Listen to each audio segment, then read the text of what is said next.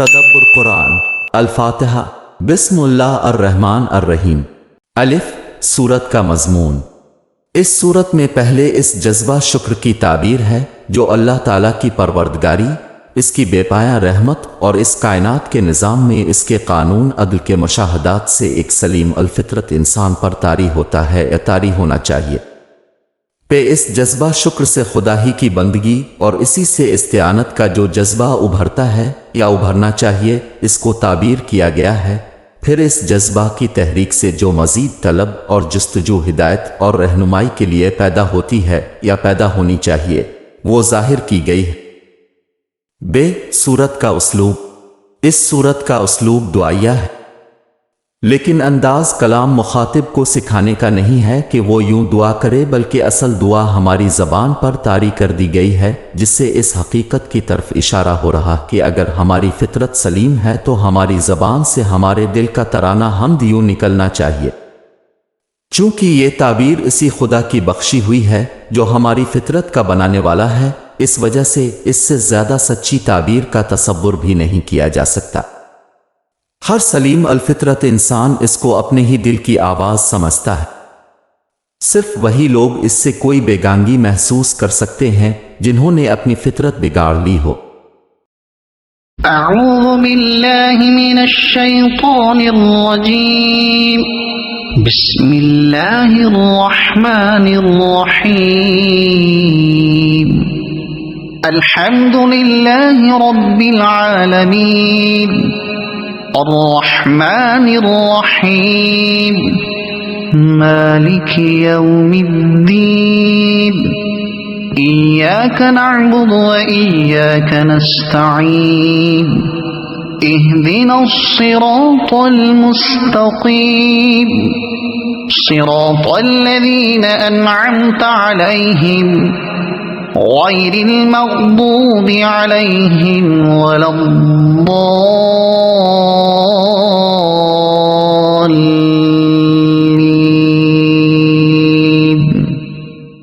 शुरू खुदाए रहमान व रहीम के नाम से।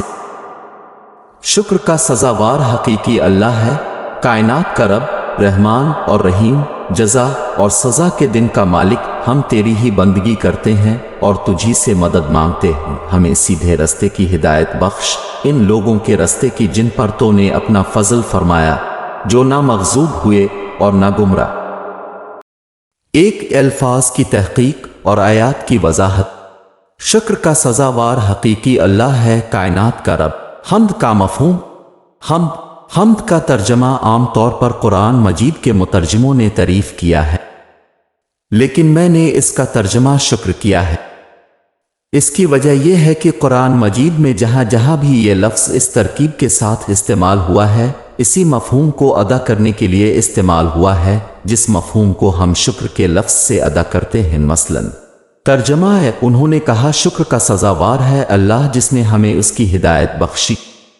अराफ 43। तर्जमा और उनकी आखिरी सदा यह होगी कि शुक्र है अल्लाह के लिए जो आलम का रब है। यूनस 10। तर्जमा शुक्र है अल्लाह के लिए जिसने मुझे बुढ़ापे में इस्माइल और इसहाक अता फरमाए। इब्राहिम 39। इस्तेमालात के लिहाज से अगरचे हम्द का लफ्ज़ शुक्र के मुकाबिल में ज़्यादा वसी है, शुक्र का लफ्ज़ किसी की सिर्फ उन्हीं खूबियों और उन्हीं कमालात के एतराफ़ के मौके पर बोला जाता है जिनका फैज़ आदमी को खुद पहुँच रहा हो। बरक्स इसके हम्द हर किस्म की खूबियों और हर किस्म के कमालात के एतराफ़ के लिए आम है, खा उनका कोई फैज़ खुद हम्द करने वाले की ज़ात को पहुँच रहा हो या ना पहुँच रहा। ताहम शुक्र का मफ़हूम इस लफ्ज़ का जुज़्व गालिब है। इस वजह से इसके तर्जमा का पूरा हक अदा करने के लिए या तो तारीफ़ के लफ्ज़ के साथ शुक्र का लफ्ज़ भी मिलाना होगा, या फिर शुक्र ही के लफ्ज़ से इसको ताबीर करना ज़्यादा मुनासिब रहेगा, ताकि ये सूरा जिस एहसास शुक्र और जिस जज्ब सपास की ताबीर है, इसका पूरा इजहार हो सके। ये इजहार सिर्फ तारीफ़ के लफ्ज़ से अच्छी तरह नहीं होता। आदमी तारीफ किसी भी अच्छी चीज़ की कर सकता है, अगरचे इसकी अपनी ज़ात से इसका कोई दौर का भी वास्ता ना हो, لیکن یہ سورہ ہماری فطرت کے جس جوش کا مظہر ہے وہ جوش ابھرا ہی ہے اللہ تعالیٰ کی ربوبیت اور رحمانیت کے ان مشاہدات سے جن کا تعلق براہ راست ہمارے ذات سے ہے۔ اگر یہ اچھی طرح واضح نہ ہو سکے تو اس سورہ کی جو اصل روح ہے وہ واضح نہ ہو سکے گی۔ شکر کے لفظ سے سورہ کا یہ پہلو نمایاں ہوتا ہے۔ اللہ، اس کی وضاحت آیت بسم اللہ کے تحت ہو چکی ہے۔ رب کا مفہوم۔ رب کے معنی پرورش کرنے والے اور مالک اور آقا کے آتے ہیں۔ یہ دوسرا مفہوم اگرچہ پہلے مفہوم ہی سے اس کے ایک لازمی نتیجہ کے طور پر پیدا ہوا ہے، کیونکہ جو ذات پرورش کرنے والی ہے اسی کو یہ حق پہنچتا ہے کہ وہ مالک اور آقا بنے، لیکن یہ مفہوم اس لفظ پر ایسا غالب ہو چکا ہے کہ اس سے الگ ہو کر محض پرورش کرنے کے لیے اس کا استعمال باقی نہیں رہا۔ قرآن مجید کے مخاطب اول کائنات کا خالق تو جیسا کہ آیت بسم اللہ کی تفسیر میں گزر چکا ہے تنہا اللہ تعالیٰ ہی کو مانتے ہیں، لیکن رب انہوں نے اور بھی بنا رکھے تھے جن کی نسبت ان کا گمان تھا کہ خدا نے کائنات کے انتظام میں ان کو اپنا شریک بنا رکھا ہے، اس وجہ سے یہ عبادت و اطاعت کے حقدار ہے۔ یہاں اللہ کے بعد اس کی پہلی ہی صفت رب العالمین بیان ہوئی، جس سے مقصود اس حقیقت کو ظاہر کرنا ہے کہ جو اللہ کائنات کا خالق ہے وہی اس کا مالک بھی ہے، کیونکہ وہی سب کی پرورش کرنے والا ہے۔ رحمان اور رحیم، اللہ تعالیٰ کے ان دونوں ناموں کی وضاحت آیت بسم اللہ کی تفسیر میں گزر چکی ہے۔ جزا اور سزا کے دن کا مالک، لفظ دین کے معنی۔ دین کا لفظ قرآن مجید میں کئی معنوں کے لیے استعمال ہوا ہے۔ ایک مذہب اور شریعت کے معنی کے لیے مثلاً ترجمہ کیا خدا کے اتارے ہوئے مذہب کے سوا وہ کسی اور مذہب کے طالب ہیں۔ العمران 83 2 قانون ملکی کے لیے مثلاً ترجمہ اس کو بادشاہ کے قانون کی روح سے یہ حق حاصل نہ تھا کہ وہ اپنے بھائی کو روک سکے۔ یوسف 76 3 اطاعت کے معنی کے لیے مثلاً ترجمہ اسی کی ملکیت ہے جو کچھ آسمانوں اور زمین میں ہے اور اسی کی اطاعت ہمیشہ لازم ہے۔ نحل 52 4 جزا کے معنی کے لیے مثلاً ترجمہ جس چیز کی تمہیں دھمکی سنائی جا رہی ہے وہ سچ ہے اور جزا اور سزا واقع ہو کر رہے گی۔ زاریات 6 جزا سے مراد اس کے دونوں پہلو ہیں، نیک اعمال کا صلہ بھی اور برے کاموں کی سزا بھی۔ اس وجہ سے ہم نے ترجمہ میں جزا کے ساتھ سزا کا لفظ بھی بڑھا دیا ہے۔ جزا اور سزا کے دن کا تنہا مالک ہونے کا مطلب یہ ہے کہ اس روز سارا زور اور سارا اختیار اسی کو حاصل ہوگا، اس کے آگے سب عاجز اور سرفگندہ ہوں گے، کسی کی مجال نہ ہوگی کہ اس کی اجازت کے بغیر زبان کھول سکے۔ سارے معاملات کا فیصلہ تنہا وہی کرے گا، جس کو چاہے گا سزا دے گا، جس کو چاہے گا انعام دے گا۔ جیسا کہ فرمایا ہے ترجمہ اس دن سارا اختیار اللہ ہی کو ہوگا، وہی ان کے درمیان فیصلہ کرے گا۔ حج 56 ترجمہ آج کے دن بادشاہی کس کی ہے؟ صرف خدائے واحد اور قہار کی۔ غافر 16 اس آیت کے 3 لفظوں میں جو بات پوشیدہ ہے وہ اگر پھیلا دی جائے تو پوری بات یوں ہوگی کہ ایک دن جزا اور سزا کا آنے والا ہے۔ اس دن سارا اختیار صرف اللہ تعالیٰ ہی کو حاصل ہوگا اور اس کے آگے کسی کو دم مارنے کی مجال نہ ہوگی۔ لیکن کلام کے دعائیہ اسلوب میں یہ بات اس طرح لپیٹ دی گئی ہے کہ دعا کرنے والا ایک ثابت شدہ حقیقت کی حیثیت سے ان سب باتوں کا اعتراف کر جاتا ہے۔ گویا خدا کی ربوبیت اور رحمت اور اس کے عدل اور انصاف کے ان آثار اور دلائل کے بعد جو اس کائنات کے ہر گوشہ میں پھیلے ہوئے ہیں، ایک ہت دھرم کے سوا کون ہے جو اس حقیقت کے کسی جزو کو بھی تسلیم کرنے سے انکار کر سکے؟ ہم تیری ہی بندگی کرتے ہیں اور تجھی سے مدد مانگتے ہیں۔ عبادت کا مفہوم۔ عبادت کے اصلی معنی عربی لغت میں انتہائی خضوع اور انتہائی عاجزی اور فروتنی کے اظہار کے ہیں، لیکن قرآن میں یہ لفظ اس خضوع اور خشوع کی تعبیر کے لیے خاص ہو گیا ہے جو بندہ اپنے خالق اور مالک کے لیے ظاہر کرتا ہے۔ پھر اطاعت کا مفہوم بھی اس لفظ کے لوازم میں داخل ہو گیا ہے، کیونکہ یہ بات بالبداہت غلط معلوم ہوتی ہے کہ انسان جس ذات کو اپنے انتہائی خضوع اور خشوع کا واحد مستحق سمجھے، زندگی کے معاملات میں اس کی اطاعت کو لازم نہ جانے۔ چنانچہ عبادت کی اس حقیقت کو قرآن مجید نے بعض جگہ کھول بھی دیا ہے۔ مثلاً ترجمہ ہم نے تمہاری طرف کتاب اتاری ہے حق کے ساتھ، تو اللہ ہی کی بندگی کرو اسی کے لیے اطاعت کو خاص کرتے ہوئے۔ زمر 2 عبادت کے ساتھ اطاعت کا یہ تعلق اس قدر گہرا ہے کہ بعض جگہ یہ لفظ صاف صاف اطاعت کے مفہوم ہی کے لیے استعمال ہو گیا ہے۔ مثلاً ترجمہ کہ شیطان کی عبادت نہ کرو کیونکہ وہ تمہارا کھلا ہوا دشمن ہے۔ یاسین 60 اللہ تعالیٰ کا جو حق بندوں پر ہے اس آیت میں وہ بھی بیان ہو گیا ہے، اور بندے کا جو حق خود اللہ تعالیٰ نے اپنے اوپر واجب کیا ہے وہ بھی اس میں بیان ہو گیا ہے۔ اللہ تعالیٰ کا حق بندے پر یہ ہے کہ بندہ تنہا اسی کی بندگی کرے اور اسی سے التجا کرے۔ بندے کا حق اس نے اپنے اوپر یہ بتایا ہے کہ وہ اس پر رحمت نازل کرتا ہے اور اس کی مدد فرماتا ہے۔ آیت کے پہلے ٹکڑے میں بندہ اس حق کا اقرار کرتا ہے جو اللہ تعالیٰ کا اس کے اوپر ہے، اور اس کے دوسرے ٹکڑے میں اس حق کے لیے درخواست پیش کرتا ہے جو اللہ تعالیٰ نے اپنے اوپر بندے کا بتایا ہے، لیکن پیش کرنے کا انداز نہایت مؤدبانہ ہے۔ بندہ اپنے کسی حق کی طرف کوئی اشارہ کرنے کے بجائے صرف اپنی احتیاج، اپنے اعتماد اور اپنی تمنا کا اظہار کر دیتا ہے، کیونکہ بندے کے شایان شان یہی ہے کہ وہ اپنے رب سے التجا اور درخواست کرے، نہ کہ اس پر اپنا کوئی حق جتائے۔ یہ اللہ تعالیٰ کا فضل اور کرم ہے کہ وہ بغیر کسی استحقاق کے بندے کو سب کچھ بخشتا ہے اور پھر اس فضل اور کرم کو بندہ کا حق قرار دیتا ہے۔ چنانچہ اس سورہ سے متعلق جو مشہور حدیث قدسی ہے، اس میں خاص اس ٹکڑے سے متعلق حضور نبی کریم صلی اللہ علیہ وسلم نے اللہ تعالیٰ کے یہ الفاظ نقل فرمائے ہیں کہ جب بندہ إياك نعبد وإياك نستعين کے الفاظ پڑھتا ہے تو اللہ تعالیٰ فرماتا ہے کہ یہ ٹکڑا میرے اور میرے بندے کے درمیان مشترک ہے، اور میں نے اپنے بندے کو وہ دیا جو اس نے مانگا۔ ہم تجھی سے مدد مانگتے ہیں کہ الفاظ عام ہیں، اس وجہ سے یہ طلب مدد خاص عبادت کے معاملہ میں بھی ہو سکتی ہے اور زندگی کے دوسرے معاملات میں بھی۔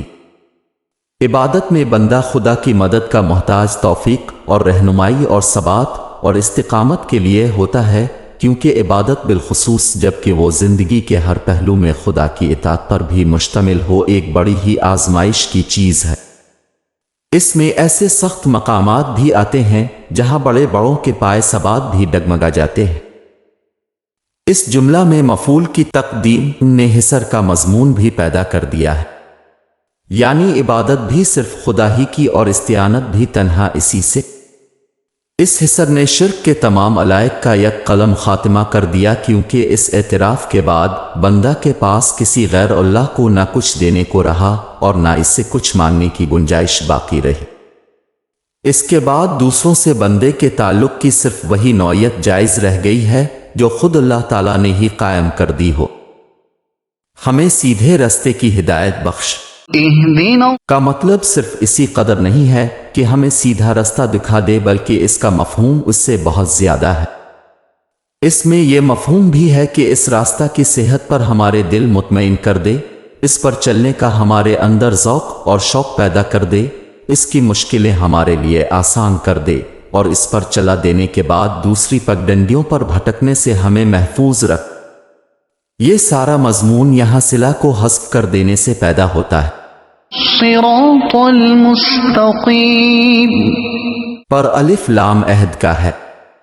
اس سے مراد وہ سیدھا راستہ ہے جو بندوں کے لیے خود اللہ تعالیٰ نے کھولا ہے، جو دین اور دنیا دونوں کی فلاح اور کامیابی کا ضامن ہے، جس پر چلنے کی دعوت نبیوں اور رسولوں نے دی ہے، جس پر ہمیشہ خدا کے نیک بندے چلے ہیں، جو قریب تر اور سہل تر ہے، جس کے بعد ادھر ادھر سے گمراہوں اور گمراہ کرنے والوں نے بہت سی کچ پیچ کی راہیں نکال لی ہیں، لیکن وہ بجائے خود قائم ہے اور خدا تک پہنچنے والے ہمیشہ اسی پر چل کر خدا تک پہنچ سکتے ہیں۔ اسی سیدھے راستے کو حضور نے ایک مرتبہ اس طرح سمجھایا کہ زمین پر ایک سیدھا خط کھینچا، پھر اس کے داہنے بائیں آڑے ترچھے خطوط کھینچ دیے، پھر فرمایا کہ یہ اللہ تعالیٰ کا رستہ ہے اور یہ آڑے ترچھے خطوط پگڈنڈیاں ہیں اور ان میں سے ہر پگڈنڈی کی طرف کوئی نہ کوئی شیطان بلا رہا ہے۔ ان لوگوں کے رستے کی جن پر تو نے اپنا فضل فرمایا، جو نہ مغضوب ہوئے اور نہ گمراہ۔ آدمی جس چیز سے جتنا ہی گہرا لگاؤ رکھتا ہے، اس کو اسی قدر وضاحت کے ساتھ خود بھی سمجھنا چاہتا ہے اور دوسرے کو بھی سمجھانا چاہتا ہے۔ اس وجہ سے صرف اتنے ہی پر بس نہیں کیا کہ ہمیں سیدھی راہ کی ہدایت بخش، بلکہ اس کی پوری وضاحت بھی کر دی ہے، اور یہ وضاحت مثبت اور منفی دونوں پہلوؤں سے۔ مثبت پہلو یہ ہے کہ راستہ ان لوگوں کا ہو جن پر تیرا انعام ہوا ہے، اور منفی پہلو یہ ہے کہ جو نہ تو مغضوب ہوئے ہیں اور نہ گمراہ۔ اس وضاحت کے بعد مدعا اس طرح آئینہ ہو کر سامنے آ گیا ہے کہ کسی اشتباہ کی کوئی گنجائش باقی نہیں رہی ہے۔ اس ساری وضاحت کی ضرورت اس وجہ سے نہیں تھی کہ الیاذ باللہ اللہ تعالیٰ کو دعا کا مدعا سمجھنے میں کوئی غلط فہمی پیش آنے کا امکان تھا، بلکہ صرف یہ ہے کہ طالب اپنے مطلوب حقیقی کی طلب کے ساتھ ساتھ ان لوگوں سے اپنی بیزاری کا اظہار بھی کر رہا ہے جنہوں نے اس محبوب اور مطلوب سے من موڑا، اس سے بھٹک گئے، نیز اپنے لیے استقامت اور استواری کا بھی طلبگار ہے کہ اس راستہ کو پا جانے کے بعد اس پر قائم رہنا نصیب ہو۔ ان لوگوں کا حشر نہ ہو جن کو یہ راستہ ملنے کو تو ملا لیکن وہ اس کو پا لینے کے بعد یا تو دیدہ دانستہ اس سے منحرف ہو جانے کے سبب سے خدا کے غضب میں مبتلا ہوئے، یا اپنی بدعت پسندیوں کی وجہ سے اس کو پا کر اس سے محروم ہو گئے۔ اس آیت میں 3 گروہوں کا ذکر ہے، ایک منعم علیہم، دوسرا مغضوب علیہم، تیسرا ضالعین۔ مختصراً ان تینوں گروہوں کی خصوصیات بھی معلوم کر لینی چاہیے۔ منعم علیہم کون لوگ ہیں؟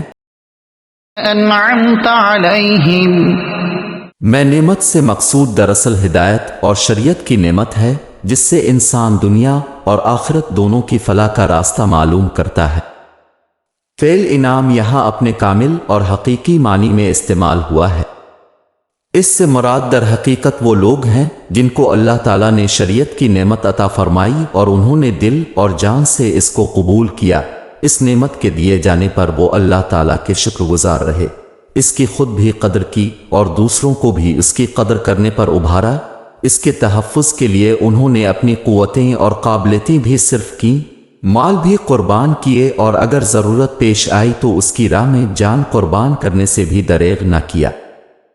یہاں بات اجمال کے ساتھ کہی گئی ہے، اس وجہ سے واضح نہیں ہوتا کہ یہ اشارہ کس گروہ کی طرف ہے، لیکن ایک دوسری آیت میں اس انعام یافتہ گروہ کی وضاحت ہو گئی ہے۔ ترجمہ: پس یہ لوگ ان کے ساتھ ہوں گے جن پر اللہ نے اپنا انعام فرمایا، انبیاء، صدیقین، شہداء اور صالحین کے ساتھ۔ نساء 69۔ مغضوب علیہم، میں فعل کی نسبت اللہ تعالیٰ کی طرف اس طرح براہ راست نہیں ہے جس طرح انعام کے ذکر میں ہے۔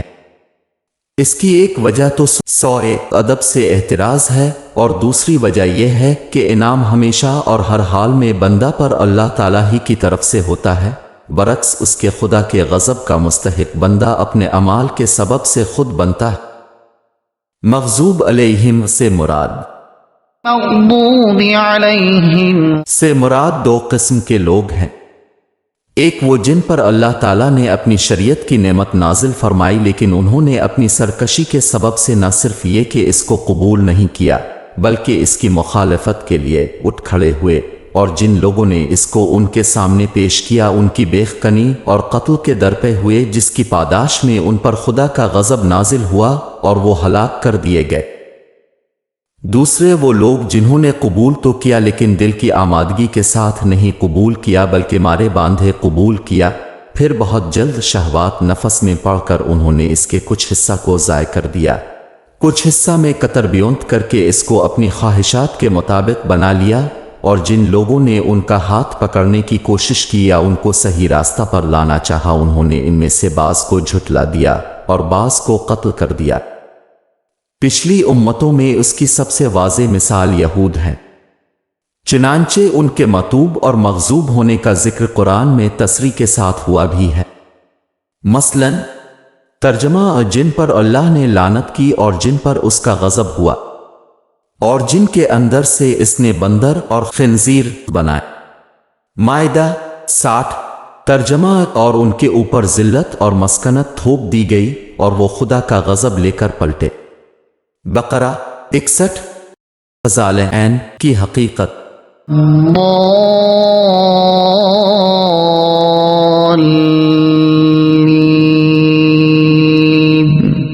سے مراد وہ لوگ ہیں جنہوں نے اپنے دین میں غلو کیا، جنہوں نے اپنے پیغمبر کا رتبہ اتنا بڑھایا کہ اس کو خدا بنا کر رکھ دیا، جو صرف انہی عبادتوں اور طاعتوں پر قائم نہیں ہوئے جو اللہ اور اللہ کے رسول نے مقرر کی تھیں، بلکہ اپنے جی سے رہبانیت کا ایک پورا نظام کھڑا کر دیا، جنہوں نے اپنے آگلوں کی ایجاد کی ہوئی بدعتوں اور گمراہیوں کی آنکھ بند کر کے پیروی کی اور اس طرح صراط مستقیم سے ہٹ کر گمراہی کی پگڈنڈیوں پر نکل گئے۔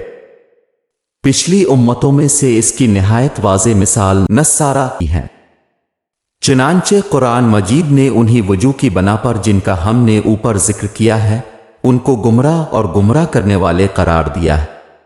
مثلاً ترجمہ کہہ دو اے اہل کتاب تم اپنے دین میں ناحق غلو نہ کرو اور ان لوگوں کی خواہشوں بدعتوں کی پیروی نہ کرو جو پہلے سے گمراہ چلے آ رہے ہیں اور جنہوں نے بہتوں کو خدا کے راستہ سے بھٹکایا اور جو خود بھی اس کے راستہ سے بھٹکے۔ مائدہ 77